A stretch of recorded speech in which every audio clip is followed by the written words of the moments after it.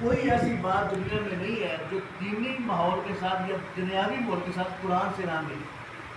تقریباً آج سے 1 سال پہلے میں سیالکوٹ کے علاقہ میں تقریر کرنے کے لیے گیا، ایک دوست نے بات سنائی، قاری صاحب ادھر ایک یونیورسٹی ہے بہت اونچی، تو جو اس میں فارغ ہوتا ہے نا، جو ٹاپ کرتا ہے، وہ لڑکے کو ہم منہ بولا انعام دیتے ہیں، اس کی دلی خواہش پوری کرتے ہیں۔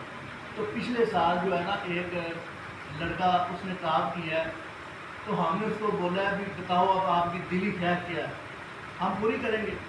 اس نے کہا کہ میں گاڑیاں بھی دیں، پراڈو بھی دیں، بہت بڑے انعام دیے۔ پھر اس نے کہا نہیں میں نے نہیں لیا، میری ایک دلی خواہش ہے۔ کون سی؟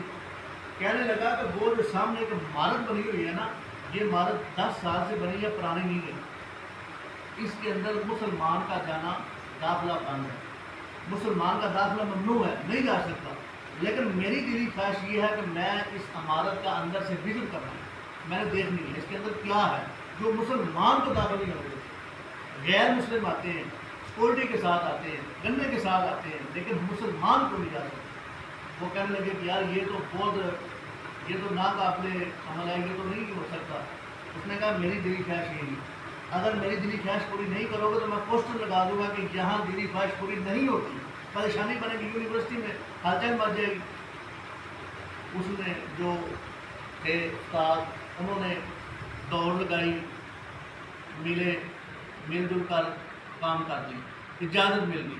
جب اجازت ملی نا تو وہ جو لڑکا تھا اس کو عمارت میں لے گئی، ساتھ میں 2 استاد چلے گئے۔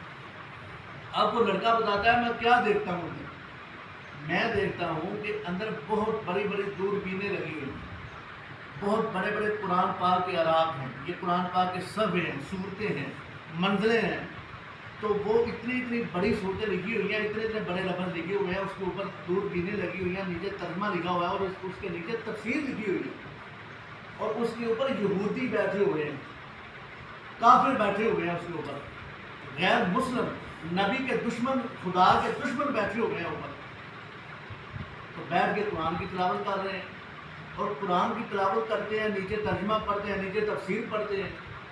تو میں حیران ہو گیا کہ آپ غیر مسلم ہیں، کبھی اذان نہیں آئی، کبھی نماز نہیں پڑھی، آپ رسول کے دشمن، رب کے دشمن، ہمارے دشمن، دشمنان اسلام، پڑھ قرآن رہے ہیں، یہ ماجرا کیا ہے مجھے سمجھ نہیں آیا۔ تو وہ اس میں سے ایک انگریز بولا، ایک یہودی بولا، کہنے لگا کہ یہ آپ کی کم بختی ہے کہ آپ قرآن نہیں پڑھتے، یہ آپ کی کم بختی ہے کہ آپ قرآن نہیں پڑھتے، ہم غیر مسلم ہیں، ہم قرآن پڑھتے ہیں۔ یہ قرآن پڑھ کر نیچے ترجمہ پڑھ رہے ہیں، نیچے تفسیر پڑھ رہے ہیں، تو ہماری جو ٹیکنالوجی ہے نا وہ آپ سے 50 سال آگے ہے۔ اس لیے مسلمان ذلیل ہو رہا ہے، پریشان ہو رہا ہے، خوار ہو رہا ہے کہ وہ قرآن نہیں پڑھتا۔ دشمنان اسلام حملہ اور اس لیے ہو رہا ہے کہ ہم قرآن سے کام نہیں لیتے، قرآن پڑھتے ہیں تو سادہ پڑھتے ہیں، ترجمے کے ساتھ نہیں پڑھتے، تفسیر کے ساتھ نہیں پڑھتے۔